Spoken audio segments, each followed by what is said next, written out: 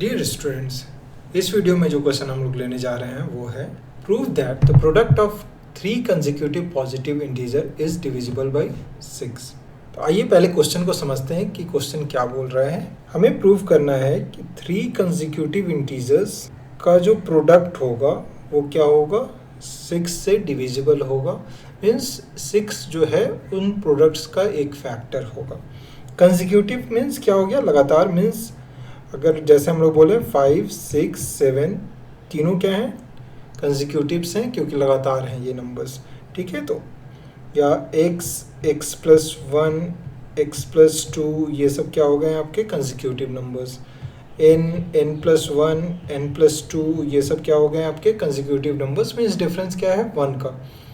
Okay, तो हमें proof करना है कि इन तीनों का जो प्रोडक्ट, 3 कंसेक्यूटिव नंबर्स का जो प्रोडक्ट होगा वो क्या होगा, 6 से डिविजिबल होगा। आइए शुरू करते हैं। Let n is any positive integer, ठीक है। ये जो बोल रहा है 3 कंसेक्यूटिव, तो उसमें से एक डिजिट जो हम लोग ले लिए वो क्या ले लिए, n। तो रिमेनिंग आपके नंबर्स क्या हो जाएंगे, कंसेक्यूटिव बोल रहा है तो वो क्या हो जाएगा आपका n plus 1 and n plus 2।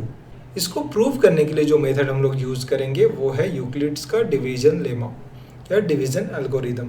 तो यूक्लिड का डिवीजन लेमा क्या बोलता है, कोई भी इंटीजर हो उसको हम लोग क्या लिख सकते हैं, a is equal to b q plus r के फॉर्म में लिख सकते हैं, जहाँ पे आपका q और r कोई इंटीजर है और r की वैल्यू क्या होगी आपकी 0 से ग्रेटर और इक्वल होगी और लेस देन b होगा। ये आपका क्या बोलता है, यूक्लिड का डिवीजन लेमा बोलता है।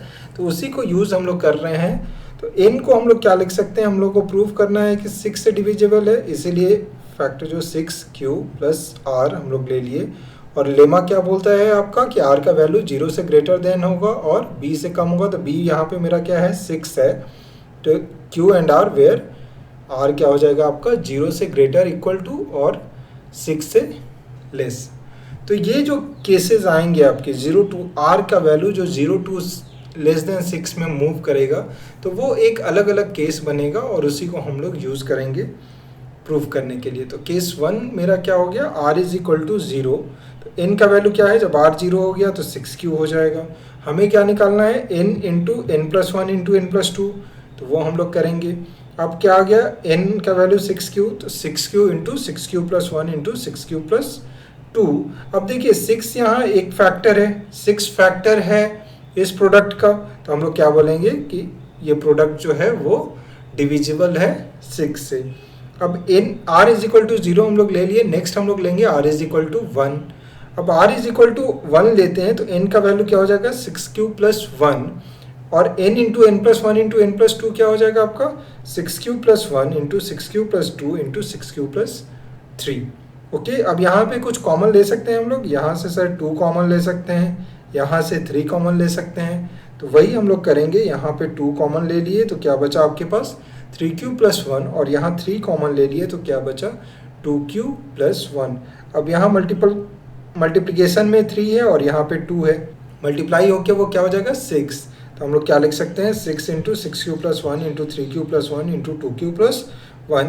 6 मेरा एक फैक्टर है इस प्रोडक्ट का, तो हम लोग क्या बोलेंगे कि ये जो प्रोडक्ट है वो डिविजिबल बाय 6 है। नेक्स्ट केस मेरा क्या आएगा, केस r जब आपकी वैल्यू 2 हो तो n इज इक्वल टू क्या हो जाएगा 6q प्लस 2। फिर से हम लोग n into n plus 1 into n plus 2 करेंगे तो वो क्या होगा 6q plus 2 into 6q plus 3 into 6q plus 4। यहाँ पे देखिए आपका कुछ कॉमन आ रहा है, यस सर 2 कॉमन आ रहा है और 3 कॉमन आ रहा है। तो 2 कॉमन ले लिए तो 2 इंटू क्या हो गया 3q प्लस 1 और 3 कॉमन ले लिए तो 2q प्लस 1। इसमें भी कॉमन आएगा बट ज़रूरत नहीं है क्योंकि मेरा प्रोडक्ट यहाँ से 2 और 3 आ गया तो 6 आ जाएगा। तो हम लोग क्या लिखेंगे 6 into 3q plus 1 into 2q plus 1 into 6q plus 4। फिर से मेरा फैक्टर है किस प्रोडक्ट का क्या है 6 है, तो हम लोग क्या लिखेंगे डिविजिबल बाई 6। नेक्स्ट r क्या होना चाहिए 3, n क्या हो जाएगा मेरा 6q प्लस 3। फिर से हम लोग वही करेंगे n into n plus 1 into n plus 2, 6q plus 3 आ गया, 6q प्लस 4 आ गया और 6q प्लस 5। कुछ कॉमन आएगा, यस सर इसमें 3 कॉमन आएगा और इसमें 2 कॉमन आएगा। तो हम लोग फिर से 3 को कॉमन ले लिए, 3 into 2q plus 1 2 into three Q plus 2 और 6 क्यू प्लस 5, फिर से 3 इंटू 2 क्या हो गया आपका 6, तो हम लोग क्या लिखेंगे 6 into 2 Q plus 1 into 3 Q plus 2 into 6 q plus 5, factor मेरा 6 हो गया, तो हम लोग क्या बोलेंगे डिविजिबल बाई 6।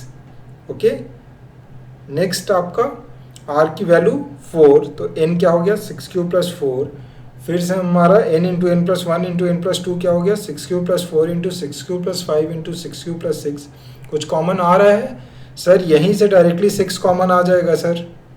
ओके, तो वो कॉमन हम लोग ले लिए, बाकी रहने दिए as it is 6 q plus 4 into 6 q plus 5 और 6 इंटू क्यू प्लस 1। 6 आपका फैक्टर्स में आ गया, तो 6 into 6 q plus 4 into 6 q plus 5 into Q plus 1।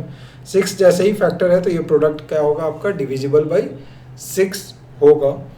Next आपका r इज इक्वल टू 5, तो हम लोग क्या बोलेंगे n इज इक्वल टू क्या हो जाएगा 6 q plus 5, n into n plus 1 into n plus 2 क्या होगा आपका 6 q plus 5 into 6 q plus 6 into 6 q plus 7।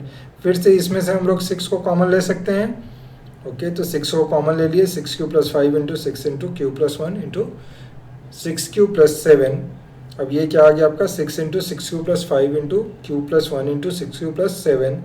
फिर से फैक्टर में मेरा 6 है, तो क्या हो जाएगा डिविजिबल बाई 6। तो इस तरह से हम लोग r की वैल्यू 0 से इक्वल टू से लेस देन 6 में सारे केसेस में हमने प्रूव कर दिया कि प्रोडक्ट क्या हो रहा है आपका डिविजिबल बाई 6 है। तो हम लोग क्या लिख सकते हैं, hence n into n plus 1 into n plus 2 is divisible by 6, और बोल सकते हैं कि hence the product of 3 consecutive positive integer is divisible by 6। ठीक है, ये भी हम लोग लिख सकते हैं, hence the product of 3 consecutive positive integer is divisible by 6। अगर आपकी कोई क्वेरी है या कोई डाउट है तो कमेंट सेक्शन में डालिए। अगर ये वीडियो आपको पसंद आया हो तो लाइक कीजिए, अपने फ्रेंड सर्कल में शेयर कीजिए और फ्यूचर अपडेट्स के लिए सब्सक्राइब कीजिए। Thank you.